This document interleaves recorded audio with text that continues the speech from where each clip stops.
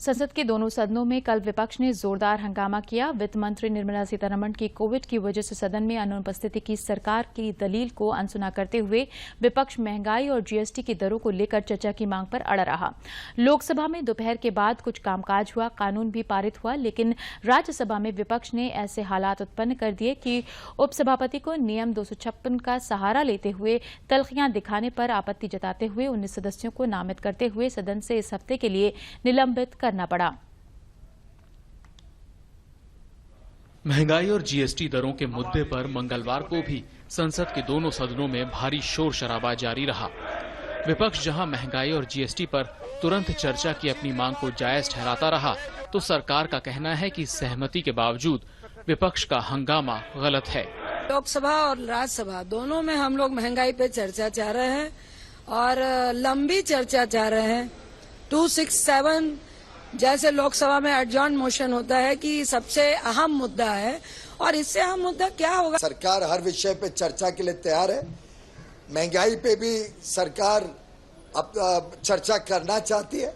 हम बताना चाहते हैं कैसे बड़े अहम कदम सरकार ने उठाए जिससे भारत में बाकी देशों के निस्बत महंगाई कम रही है। राज्यसभा में कार्यवाही शुरू होते ही उपसभापति ने पहले सांसदों से तख्तियां न लेकर आने का आग्रह किया और फिर चेतावनी भी दी, लेकिन दोपहर बाद भी विपक्ष ने तख्तियां लाने और आसन का घेराव बंद नहीं किया।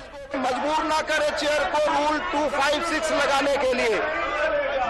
मैं रिक्वेस्ट करता हूं, please go back to your seat. Please do not show the placard in the house, as you know it is against the well-established parliamentary customs and conventions. Please do not do it. आखिर में उपसभापति ने नियम 256 के तहत विपक्ष के 19 सांसदों को हफ्ते भर के लिए निलंबित कर दिया। जिन सांसदों को निलंबित किया गया है उनमें तृणमूल कांग्रेस के 7 सांसद सुष्मिता देव, मौसम नूर, शांता चेत्री, डोला सेन, शांतनु सेन, अभिरंजन बिस्वार, नदीम उल हक हैं।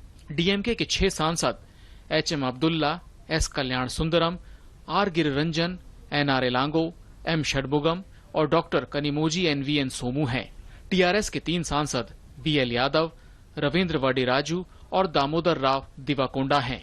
वहीं सीपीआई के पी संतोष कुमार और सीपीएम के 2 सांसद ए रहीम और वी शिवदासन हैं। I am assuring categorically there will be discussion on price rise as per their demand.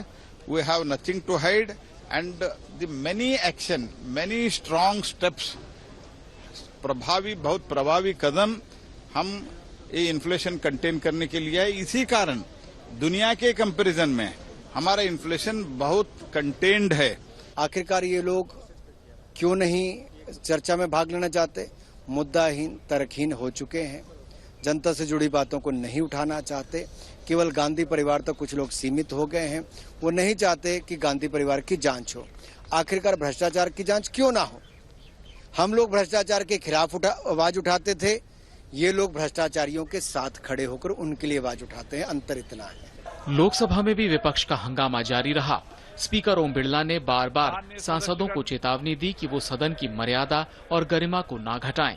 सोमवार को कांग्रेस के 4 सांसदों को निलंबित कर चुके स्पीकर ने कहा कि वह किसी सदस्य को निलंबित नहीं करना चाहते, लेकिन सदन में तख्तियां लाना और आसन का घेराव अनुचित है और सदन के नियमों और गरिमा के पूरी तरह खिलाफ है। संसद चर्चा संवाद के लिए, तख्तियां नारेबाजी के लिए नहीं है। फिर मैं आपसे आग्रह करता हूं, इसको देश की जनता देखती है, विश्व की जनता देखती है। सदन की मर्यादा को बनाए रखें। लोकसभा में 2 बजे के बाद सदन की कार्यवाही बिना रोक टोक चली और कानून मंत्री किरेन रिजिजू ने फैमिली कोर्ट संशोधन विधेयक 2022 को चर्चा और पारित कराने के लिए सदन में रखा। विधेयक में हिमाचल प्रदेश और नागालैंड में फैमिली कोर्ट स्थापित करने का प्रावधान है। चर्चा के बाद सदन ने विधेयक को पारित कर दिया। A proviso in subsection 3 of section 1 to provide for the establishment of family courts in the state of Himachal Pradesh with effect from 15 February 2019 and in the state of Nagaland with effect from the 12th September 2008.